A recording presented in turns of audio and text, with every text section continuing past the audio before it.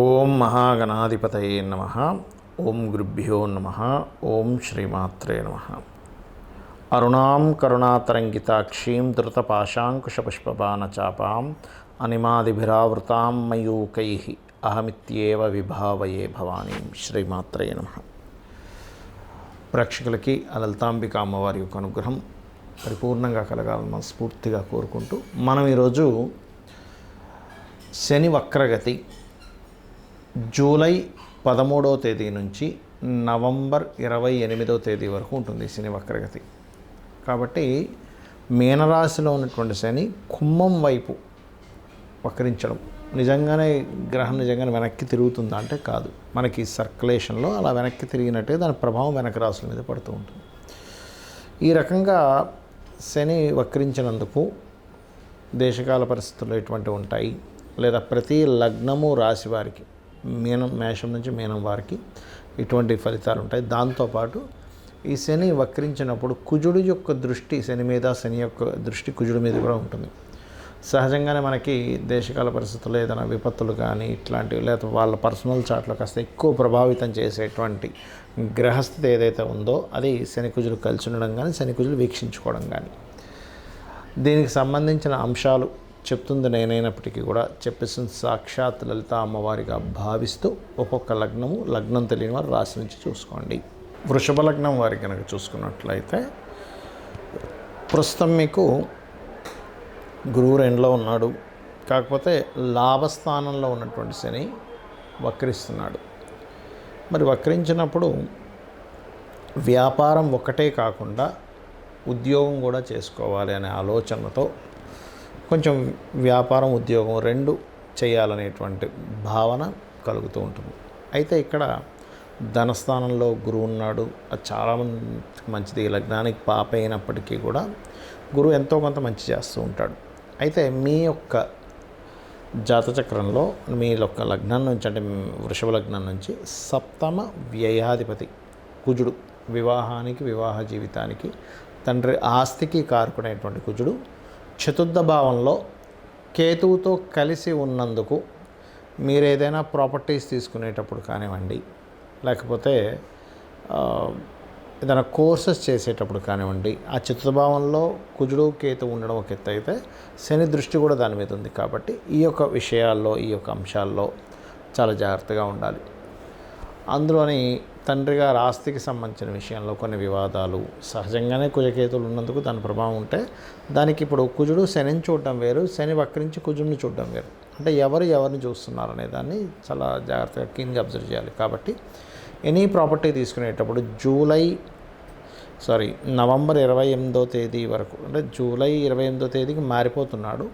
November 28వ తేదీ వరకు, July 28వ తేదీ వరకు ప్రాపర్టీస్ విషయంలోని, జూలై 28 తర్వాత ఒక 45-50 రోజుల పాటు మనకి కన్యారాశిలో కుజుడు సంచరిస్తాడు. కాబట్టి ఆ సమయంలో ఆ 45 రోజులు మీరు ఏదైనా నిర్ణయాలు తీసుకునే విషయంలోని, సంతానం విషయంలోని, ఫ్రెండ్స్, ప్రేమ వ్యవహారాలకు సంబంధించిన విషయాల్లో కొంత జాగ్రత్తగా ఉండండి.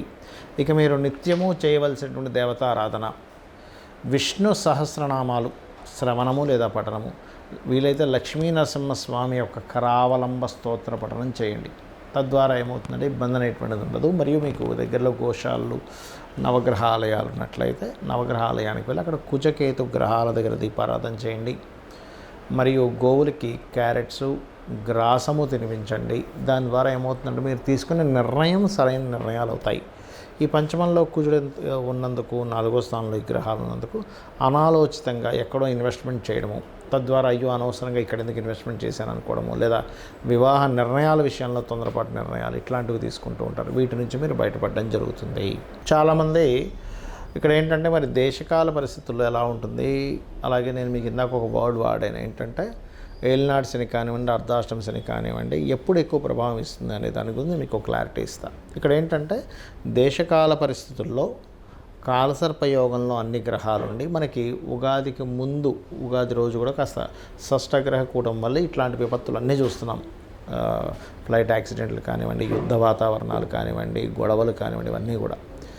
అయితే ఇక్కడ ఇది ఒకటే కారణమా అంటే గురువు 3 రాసులు మారుతున్నాడు కాబట్టి ఈ సంవత్సరం అది ముఖ్యమైనటువంటి విషయం. ఎందుకంటే మనకి మైథుని జ్యోతిష్యం అని ఉంటుంది. మైథుని జ్యోతిష్యంలో ఈ యొక్క విషయాలు చెప్పబడ్డాయి.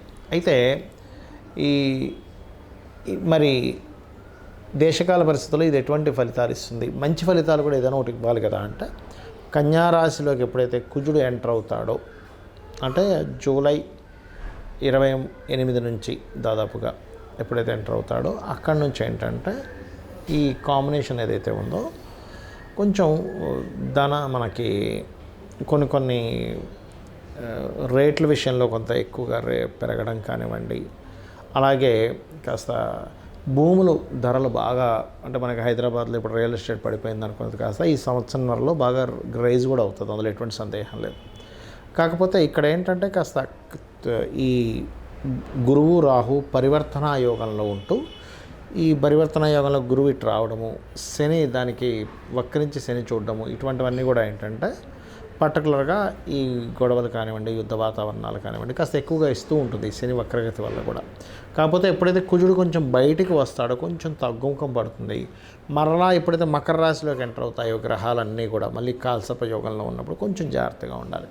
కాకపోతే అప్పుడు ఉండేటువంటి గ్రహస్థితికి గురువు ఈ 3 రాశులు మారిపోవడం ఇవన్నీ కూడా జరుగుతాయి కాబట్టి కొంచెం తగ్గుముఖం పడుతుంది. అయితే ఈ శని చాలామందికి ఏంటంటే ఇప్పుడు మేషం వారికి కానివ్వండి, సింహం వారికి కానివ్వండి, ఈ యొక్క ధనస్సు వారికి కానివ్వండి, అర్ధాష్టమ అష్టమ ఏళ్ళనాడు శని నడిచేటువంటి వారు ప్రధానంగా ఇక్కడ మీరు అర్థం చేసుకోవాల్సింది, గతంలో కూడా చాలా వీడియోలో చెప్పాను, కేవలం ఆలస్యము స్ట్రెస్ తప్పితే వేరే మిమ్మల్ని ఎక్కడా కూడా ఏమీ ఇబ్బంది పెట్టదు. ఎందుకంటే సీఎంలు పిఎంలు అయింది కూడా, కొంతమందికి వివాహాలు అవ్వడం కూడా కానివ్వండి, ఉద్యోగాలు రావడం కానివ్వండి, సంతానం కలగడం కానివ్వండి, ఇవన్నీ కూడా శని యొక్క పీరియడ్లో జరుగుతాయి.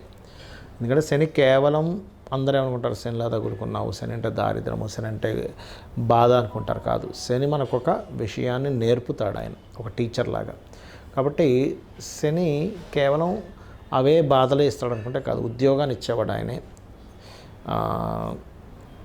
మనకి వ్యాపారాన్ని ఇచ్చేవాడు ఆయనే, ఆయుష్ని ఇచ్చేవాడు ఆయన. అన్నిటికంటే కూడా ముఖ్యంగా ఒక మనిషికి నరాలకు సంబంధించింది కానీ కాళ్ళకి సంబంధించిన ఇబ్బంది కలగకుండా ఉండాలంటే ఆయన అనుగ్రహం ఉంటేనే కలుగుతుంది.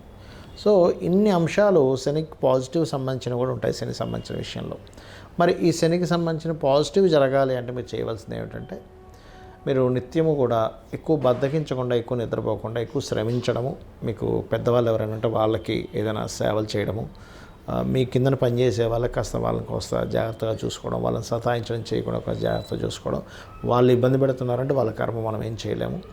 అలాగే కాస్త నువ్వులు నూనె శివాలయంలో దీపారాధన కోసం అని చెప్పి ఇవ్వడము, మరియు ఈ యొక్క గోవులకి క్యారెట్స్ బెల్లము తినిపించడము, ఇవన్నీ చేస్తూ మీ పర్సనల్ చార్ట్లో ప్రస్తుతం నడుస్తున్న మహాదశ అంతర్దశలు, ప్రస్తుతం మీ జాతకంలో ఉండేటువంటి గ్రహస్థితికి శని మంచి చేసే యోగాలు కూడా ఉంటాయి, గుర్తుపెట్టుకోండి.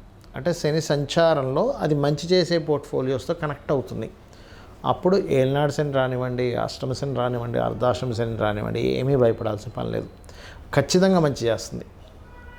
నేను దానికి సంబంధించిన ఒక వీడియో కూడా పెట్టాను. ఒక వ్యక్తికి అష్టమ శనిలో చాలా బాగుంది, కర్కాటకం వరకు అష్టమ శని అయిపోయి ఎప్పుడైతే భాగ్యంలోకి వెళ్ళిపోయాడో అక్కడి నుంచి ఇబ్బంది పడ్డాడు. అంటే ఏమిటి, మీకు శని అంటే కేవలం అష్టమ అర్ధాష్టమ ఏలినాడు శని ఒకటే చూసుకోవడం కాకుండా అసలు మీ పర్సనల్ చార్ట్లో నడుస్తున్నటువంటి మహాదశలు అంతర్దశలు ఏమిటి, ఎటువంటి సిచ్యువేషన్స్లోకి అవి తీసుకెళ్తున్నాయి, దానికి మీరు ఎలా సిద్ధంగా ఉండాలి.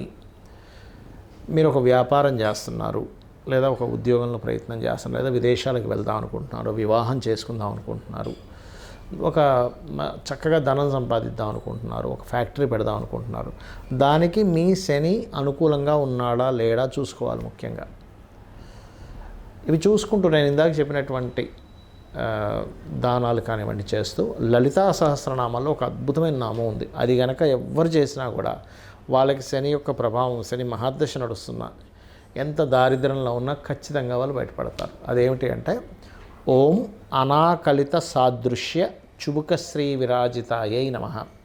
ఇది చేయండి, ఖచ్చితంగా మీకు లైఫ్ బాగుంటుంది, అమ్మవారి అనుగ్రహం కలుగుతుంది, కలగాలని మనస్ఫూర్తి కోరుకుంటున్నాను. శ్రీమాత్రే నమః.